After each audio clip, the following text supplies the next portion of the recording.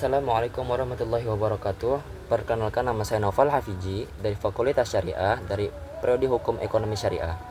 Jadi sini akan menjelaskan dari PIH Pengantar Ilmu Hukum, dan ini adalah berikut rangkuman dari makalah tersebut. Dan yang bab 1 ini adalah pendahuluan, latar belakang. Sistem hukum di dunia merupakan hasil dari evolusi panjang masyarakat dan budaya yang berbeda. Pemahaman sistem hukum memberikan wawasan mengenai hukum sebagai instrumen dinamis dan terus berkembang. Dan di sini ada beberapa rumusan masalah. Yang pertama ini adalah penjelasan sistem hukum, dan yang kedua ini adalah jenis sistem hukum, dan yang ketiga sistem hukum di Indonesia. Dan tujuannya apa? Memahami prinsip dasar hukum seperti keadilan, kepastian hukum, dan kemanfaatan.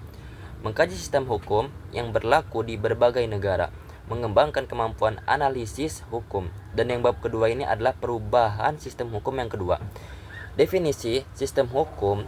Sistem hukum adalah tataan aturan yang terorganisasi terdiri dari atas struktur hukum, dari substansi hukum dan budaya hukum. Fuller menetapkan 8 prinsip kebiasaan. Hukum termaksud juga aturan diumumkan tidak berlaku surut, konsistensi, dan pelaksanaan yang sesuai. Teori dan pemikiran dari von Savigny menetapkan pentingnya Volksgeld atau jiwa berbangsa. Pridoman membagi sistem hukum menjadi struktur, substansi, dan budaya hukum. Berbagai sistem hukum. Yang pertama ini adalah sistem hukum civil law. Apa itu civil law? Berdasarkan tradisi Romawi berfokus pada kodifikasi hukum, hakim hanya menetapkan hukum tertulis. Dan yang kedua ini adalah sistem hukum Anglo-Saxon, common law dalam kurung. Berbasis perbedaan atau keputusan hakim. Sebelumnya sistem ini fleksibel dan mengutamakan interpreksi hakim. Dan yang ketiga ini apa? Sistem hukum Islam.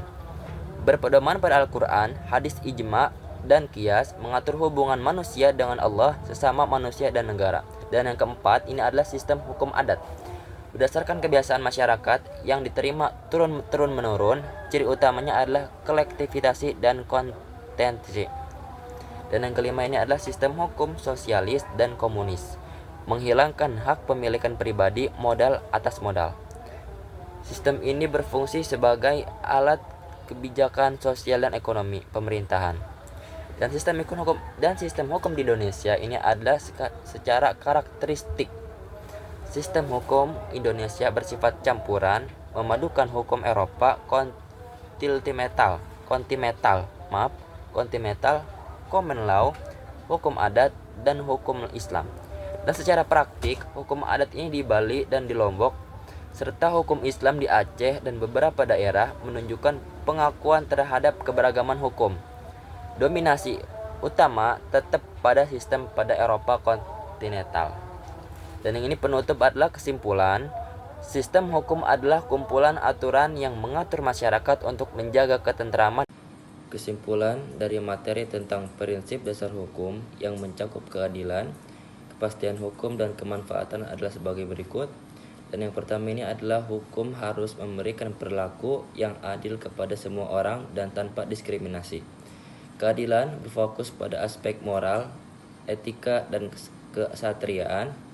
kesetaraan sehingga setiap individu mendapatkan haknya sesuai dengan aturan yang berlaku dan prinsip keadilan moral. Dan yang kedua ini adalah kepastian hukum.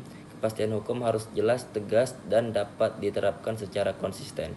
Kepastian hukum memberikan juga rasa aman kepada masyarakat karena mereka mengetahui hak dan kewajiban mereka, serta akibat hukum dari tindakan tertentu. Kepastian hukum juga memastikan hukum tidak bersifat sewenang-wenang. Dan yang ketiga ini kemanfaatan. Hukum harus bermanfaat bagi masyarakat, yaitu memberikan solusi atas permasalahan, menciptakan ketertiban, dan meningkatkan kesejahteraan.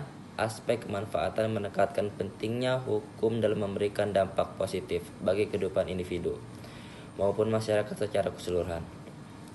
Dan ketiga prinsip ini saling melengkapi untuk menciptakan sistem hukum yang efektif. Keadilan memberikan legitimasi moral. Kepastian hukum memberikan stabilisasi dan kemanfaatan memberikan relevansi dan praktis kehidupan masyarakat. Baiklah, cukup sekian dari saya. Apabila ada kekurangan, wabillahi taufiq wal hidayah. Wassalamualaikum warahmatullahi wabarakatuh.